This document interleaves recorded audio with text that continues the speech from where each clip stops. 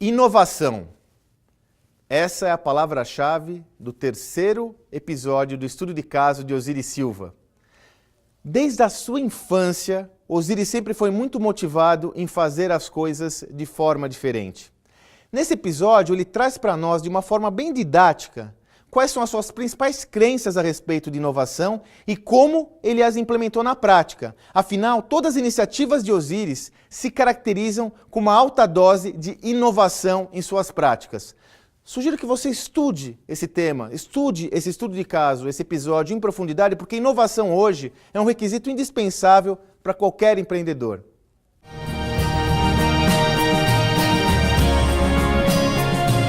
Eu fiz a maior lavagem cerebral da minha vida, contei o mercado mundial e, sob certo aspecto, eu chutei para ele a Embraer de hoje, produzindo aviões para o mundo inteiro, invertendo a balança comercial brasileira. E o negócio impressionante disso foi que o presidente acreditou.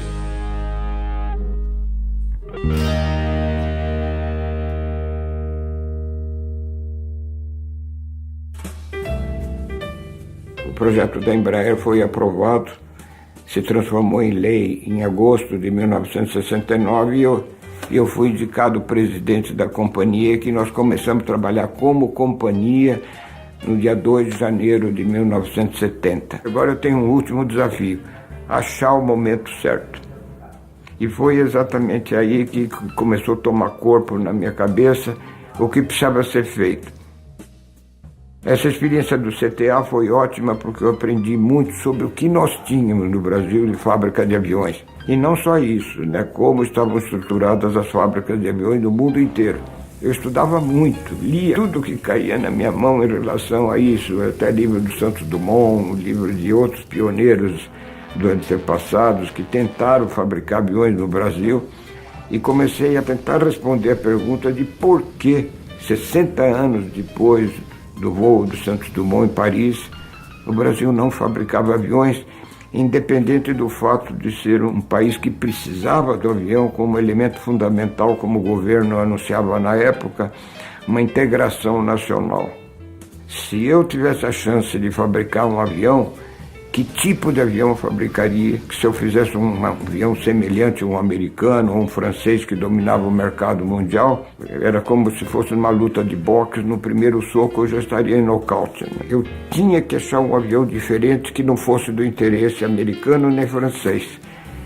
Tarefa difícil. Num certo momento, num trabalho também que nós fizemos sobre segurança de transporte aéreo, com acesso aos dados do antigo Departamento de Aviação Civil, nós vimos que em 1957 o Brasil tinha cerca de 400 cidades usando aviões da Segunda Guerra Mundial com transporte aéreo. Em 1965, quando nós estávamos fazendo esse relatório para a FAB, tínhamos apenas 45. E aquilo que poderia passar desapercebido para muitas pessoas, aquilo colou na minha cabeça. Por quê? E foi aí então que nós começamos a imaginar que o mundo precisava de uma aviação regional.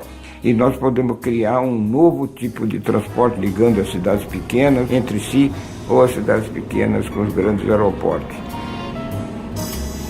O CTA na década de 60, estou falando basicamente de 69, era e ainda é um dos maiores centros de pesquisa da América Latina.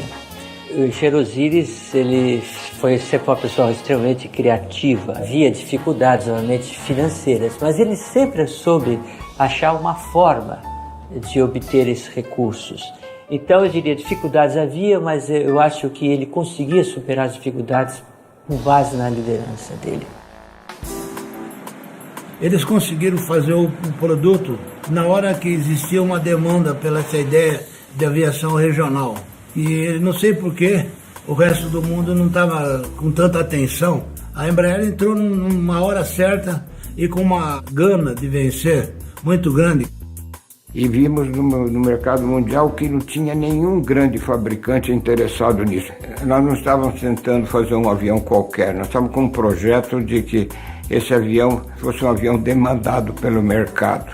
Mas não podia ser um avião que confrontasse diretamente os grandes fabricantes, porque nós não tínhamos nem condições para fazer uma coisa dessa natureza. E aí surgiu o problema de como fabricar esse avião em escala seriada.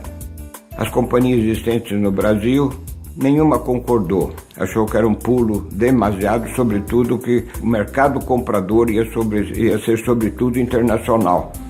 Isso é uma síndrome que existe no Brasil, que o empresário brasileiro tem receio de fazer investimento no exterior. A Embraer conquistou o mercado internacional com base também de uma grande ideia. A gente tem que lembrar que nos anos 70, você tinha as grandes linhas aéreas que faziam grandes percursos transportando passageiros, mas haviam esquecido dos aeroportos regionais, da necessidade de ter avião transportando gente das cidades que estavam crescendo. Então, e novamente foi Osiris, ele lançou a ideia da aviação regional. Ele percebeu essa necessidade do mercado, só que não havia nenhum avião na época que podia atender esse mercado. Ele falou, é aí, o Bandeirante vai ser o avião que vai atender o mercado regional. E aí você vendeu mais de 1.000 aviões só nos Estados Unidos, que foi o grande mercado, porque ele pôde fazer essas ligações, apresentar um produto que o mercado necessita, né?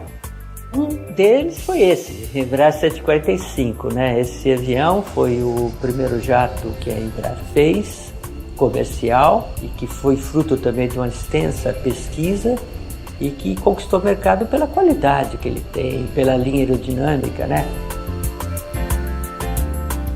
Grande desafio realmente na vida do Osiris foi ter montado a Embraer. Não foi fácil, muito difícil montar essa indústria de ponta aqui no Brasil e ainda mais homologar os aviões da Embraer, por exemplo, nos Estados Unidos, no FAA, com todos os requisitos exigidos pela agência americana, e dizem que nisso ele foi absolutamente espetacular. Alguns episódios que a gente ouve falar mostram a capacidade, a tenacidade dele em conseguir esse tipo de feitos.